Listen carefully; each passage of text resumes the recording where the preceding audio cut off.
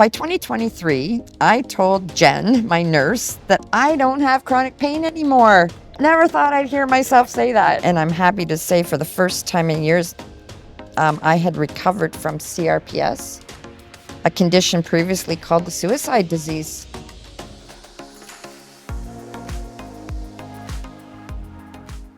Welcome, everybody. Today is my great pleasure to introduce you to Cheryl.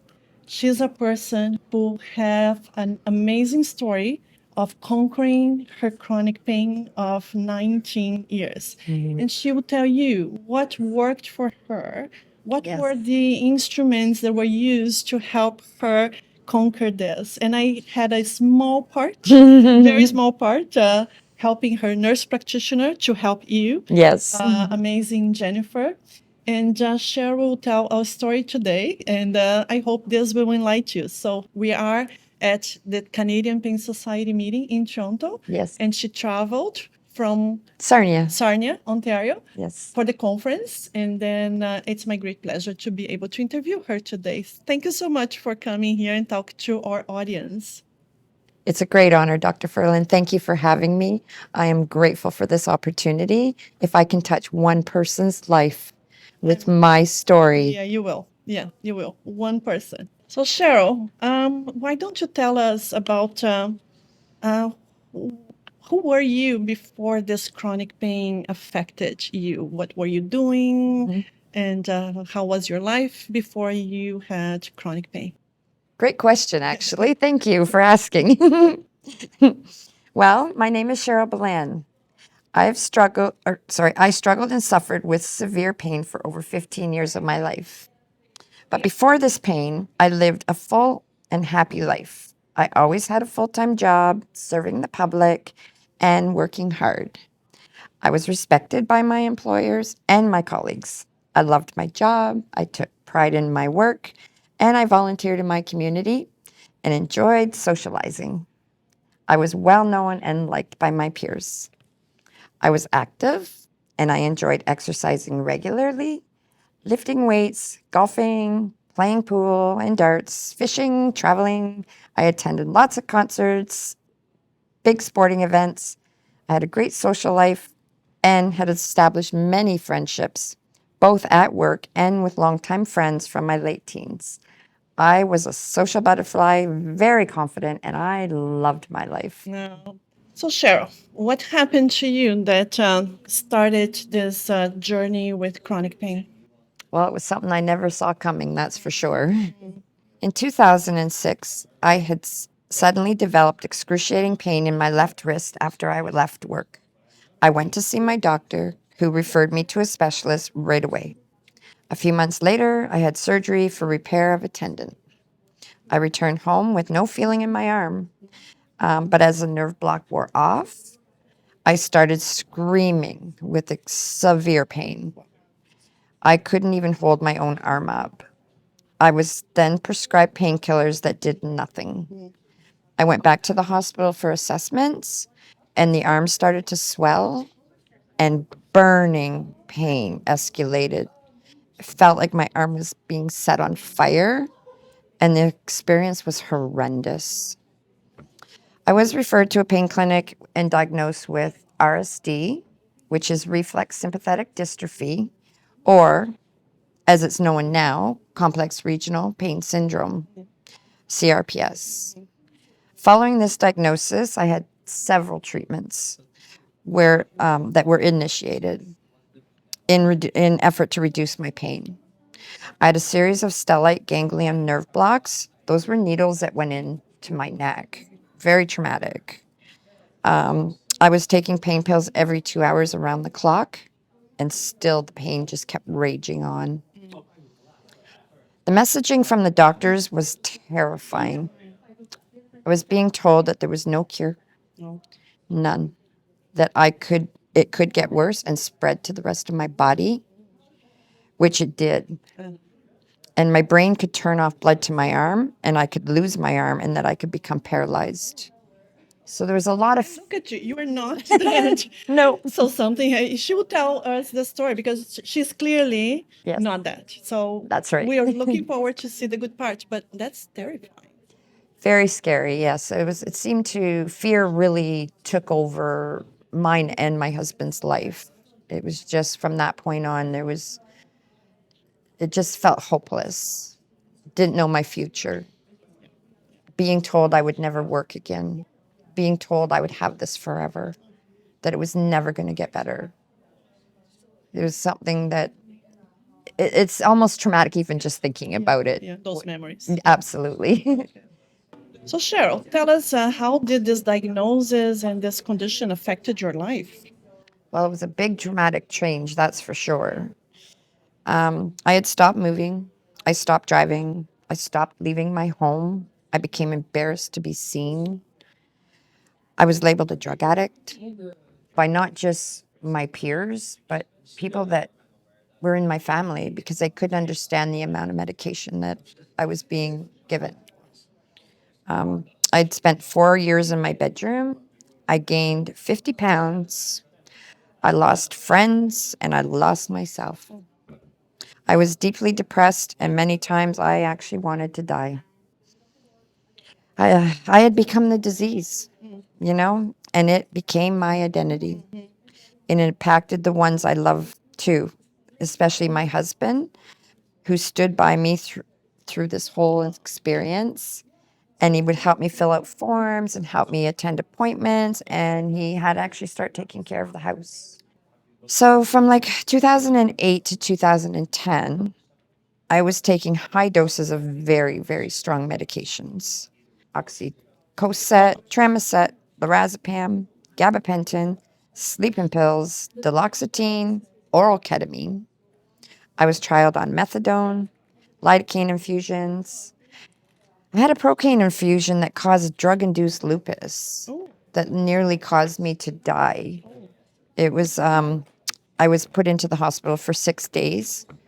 So basically, my doctors tried everything. I started to see a specialist in Florida. He was a leader in CRPS research. He educated me about the condition and started high-dose ketamine infusions. There in Florida? Correct. I was having them done for 4 hours a day for 4 days, escalating high doses. And, with that came heavy hallucinations, a little bit of fear behind that too, because he was telling me how he was putting me kind of like into a mini coma. I had to be awake through all of this experience. So I guess part of the hardest part was the hallucinations in themselves.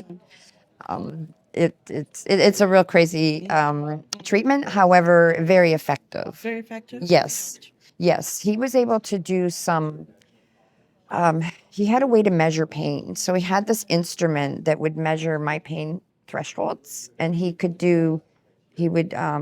was like a blunt end to it, and he would press into my temples, my two thumbs, and my two big toes. And that way I could go back on it and look to see how my pain thresholds had improved over time. Yeah, he really knew what he was doing. That's for sure. I did trust him. Yeah. Yes. I was required to travel, and I had to pay for those treatments out of pocket. I did participate in a legal appeal, and I did fight for myself and others to have this treatment covered under insurance. And it was very stressful at the time because at the time they were getting paid. The first two times I went, they were actually being paid under our healthcare. And then after that, I've ended up having to pay the rest out of pockets. But the treatment, it did allow me to start lowering my opiate doses, which I found to be really helpful. Yeah.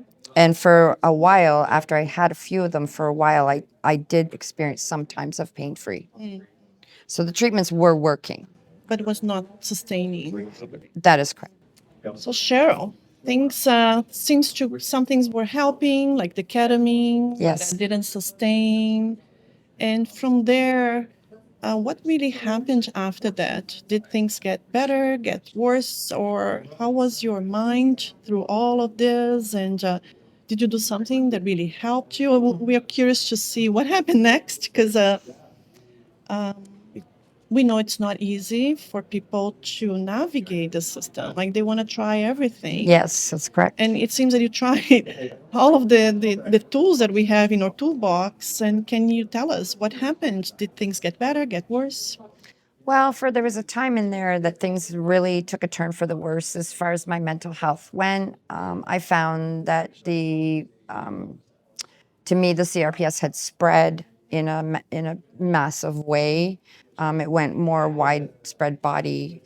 Had some pretty bad experiences with the burning, feeling it really kind of like in my brain almost, in my mouth, and it was just got really scary for quite some time. So during that time, so I was feeling under a very dark cloud of pain and depression. But then I had leaned on my Christian faith for support. I started to attend online services and I connected with a really great pastor. This support helped me through some difficult times in my life. It was the loss of my mother. My mother had passed on.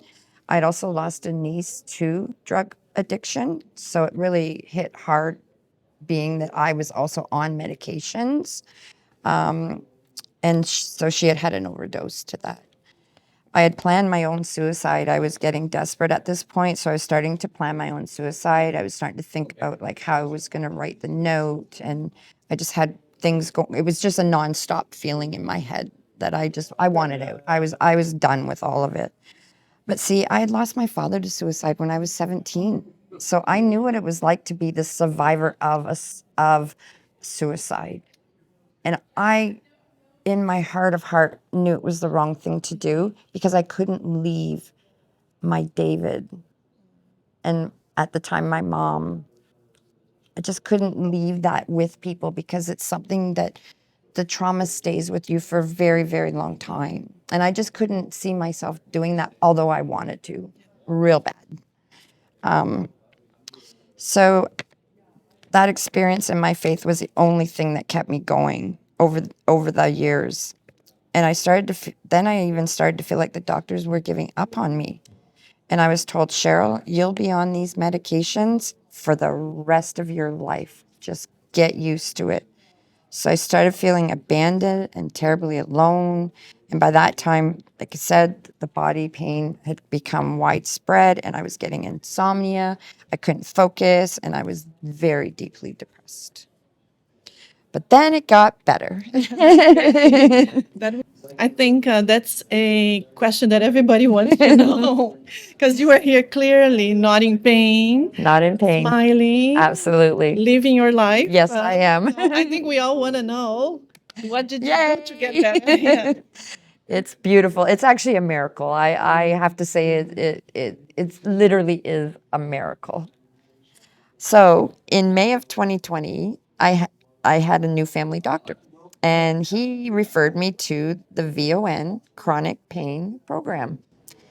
So just for clarity, the Yes. VON is a program run by nurse practitioners Yes. in the west area of Ontario. Yes. It's mostly rural, remote areas, Mhm. and so that's a program that exists there, and it's sponsored by the government of Ontario. So that Yes. what it is. Yes, that is correct. So to be honest, I knew about the VON. However, I had no idea that they had a pain program. So I didn't even know what to expect. And at the beginning of the COVID-19 pandemic, I received my first phone call from my nurse practitioner. And right away, I felt at ease and I knew she had compassion for me. She listened to my story and explained how she might be able to help me. That was the first day that started my healing journey. It's just a warm feeling to hear a voice on the other end that really, truly cared, because that's how I felt. Yeah. So over the following months, I had frequent video appointments with my nurse practitioner to create a pain management goal. Was that Jennifer? That was Jennifer, yes. Okay, shout out for Jennifer. Jennifer, you're the best. My goal was to taper off the opiates because after the doctor said I would be on them for the rest of my life, I didn't want that. I knew, no.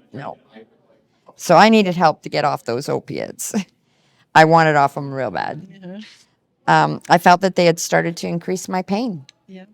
And I was scared of making changes and I was really anxious. But my NP spent time outlining options and she explained the process and answered all my questions. We worked on my medication for several months using low doses of buprenorphine. Yeah, Thank I you. know buprenorphine. Thank you.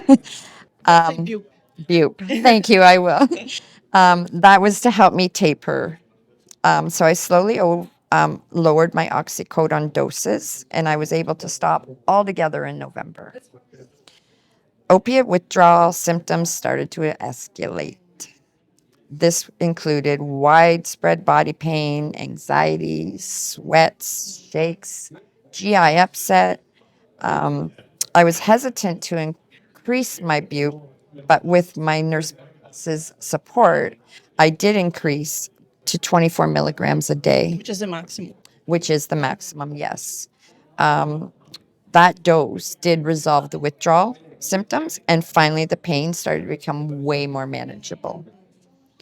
So in August of 2021, I had felt empowered and strong enough that I wanted to taper the bupe because I had a hard time wrapping my brain around that I was going on something to come off something, but Am I just replacing one for the other one? yes, A lot of exactly. people think that it's okay to remain on buprenorphine for the rest of your life. Yes, It's much safer than the other opioids, but of course, if you don't need it, let's taper the buprenorphine. yeah, I wanted to see what it felt like to be without medication. I was tired of taking them, you know?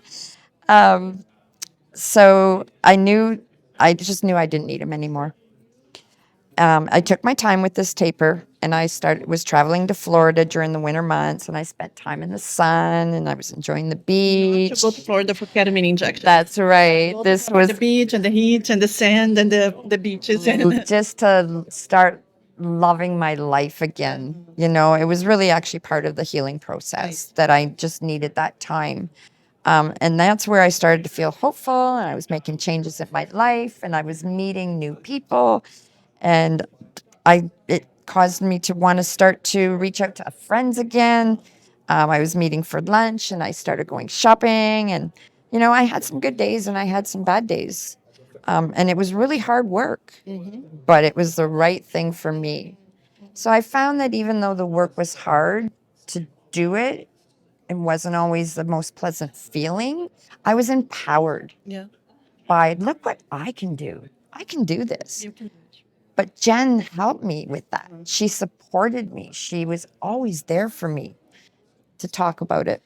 So Cheryl, feeling empowered, it's amazing. But what was going on inside of your mind at that time? Because I think people say, oh, okay, it's easy for her to say, I need to do those things, feel empowerment. But emotions are so difficult to, they're intricated, you know, with pain. How did you handle all of those difficult times and trying to come out of that period, dark times of pain, trying to do more for yourself? Yes. But it's not just trying to be stronger. Can you tell us a little bit more about what was going on in your mind and your inside of your thoughts? You wanted to get better. You were getting off of the medication. Yes. Because this is so common with any patient with chronic pain, not just CRPS. Great questions. Well, I knew that the depression and pain were like feeding off each other, and it was important that I had worked on my mental health as well. In this program, I had access to one-on-one counseling along with group counseling. I found that being supported by others that had also been suffering was very effective. And for once, I wasn't feeling so alone in my suffering. The compassion and support of those special counselors had been very profound. And the content that they share is still helpful today. I had some one-on-one counseling, and we worked through childhood trauma, processing the pain from my father's suicide that stayed with me all those years and other difficult experiences. I learned how to feel my emotions and accept them. I learned to identify triggers and to ground myself. I learned self-compassion again, assertiveness skills. I learned about pain reprocessing therapy. I think you might have had something to do with that.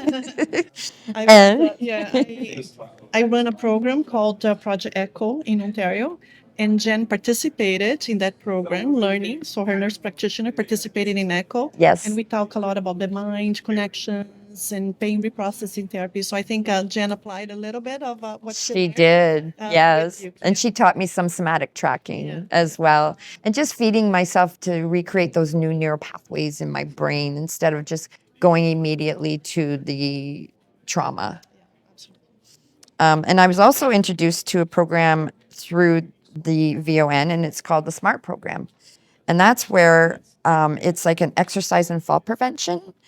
And it helped me to start moving my body again. And she was doing that on video with me as well. And we were like doing it in my chair. Then I even started walking my neighborhood with my dogs. And that led to social connections and new friendships. So it was really a great time. And I'm starting to build some real good friends within my neighbors. In fact, they no one even knew I lived there until I started coming out of my house. And they're like, "Did you just move here?" I said, "No, I've lived here for 20 years." But they didn't know me. So, now So how many years in that shell of pain? 15, 19? yeah, it was probably closer to, by this time, it would still be probably 18. Yes. But that's when I started to feel like myself again. I have a new self, a stronger, wiser. I actually got to celebrate my wedding, marrying the love of my life on June 11th, 2022. Congratulations. Thank you. And I was walking down the aisle pain free. I was smiling and laughing and communicating with everyone there. And it was just a real celebration because I was celebrating getting married, but I was celebrating being pain free for the first time and being happy again. That's huge. By 2023, I told Jen, my nurse, that I don't have chronic pain anymore. Wow. Never thought I'd hear myself say that. So, and by the September of that year, I was celebrated being opiate free. So, yes, it wasn't easy, but it was worth it. And I'm happy to say for the first time in years, I had recovered from CRPS, a condition previously called the suicide disease. So, over the past 2 years, I felt even more empowered by my achievements that I decided to cold turkey quit smoking. I tapered and discontinued gabapentin and duloxetine, which was another big one to do. And I knew I could do anything I put my mind to. That's right. And so through this incredible journey, having my life back, I now have the skills to fight depression when it tries to sneak back in, and having the pain under control through a program where I'd never felt that kind of trust and support in all the 15 years of the intense suffering. And it doesn't get better than that. Yeah. And yes, I did have to do the hard work, but the ladies would celebrate my every milestone with me. Yeah. So something that also stood out was through that program, if I was struggling, they'd tell me, "Don't hesitate to call the office. We're here for you." And it felt like a whole bunch of hands had reached out and took my hands to show me empathy and compassion and show me that there was light at the end of that very dark tunnel. It's a really outstanding program. Today, I'm Cheryl. I'm transformed. I'm confident, stronger. I'm better. Yeah. I don't live in that darkness anymore. I have new goals, and that's to get back to the gym, to strengthen my body, to find a volunteer position to help others with chronic pain. Amazing. And you're giving back, I think, all those years that you suffered. Yes. You're giving back so much. She's at the conference. Yes, I am. Speaking at the conference. I am. Jen is also here at the conference. Yeah, I think you're going to inspire a lot of people who are in that dark place. It is possible. It is. Possible. And Yes. big message of my YouTube channel is don't give up. Don't give up. Find someone like, that has compassion, that can heal, that can listen, Yes. that can guide you in this pathway. Absolutely. Thank you so much, Cheryl, for You're welcome, Dr. sharing Furlan. your story with us. Thank And you. Let's remind people that this video is not intended to give you medical advice. It's just for educational purposes to inspire you, so then you can go and talk to your healthcare providers, ask questions, find someone like you found Jen. Yes. Find someone like that person, that healthcare provider that can listen to you, validate you, believe you, and take you by the hand and help you like she was helped. So if there is any emergency while you're watching this video, please disconnect the video, go to the nearest emergency department or call an ambulance. Don't forget to subscribe to this channel to learn more about conquering chronic pain. Bye. Bye.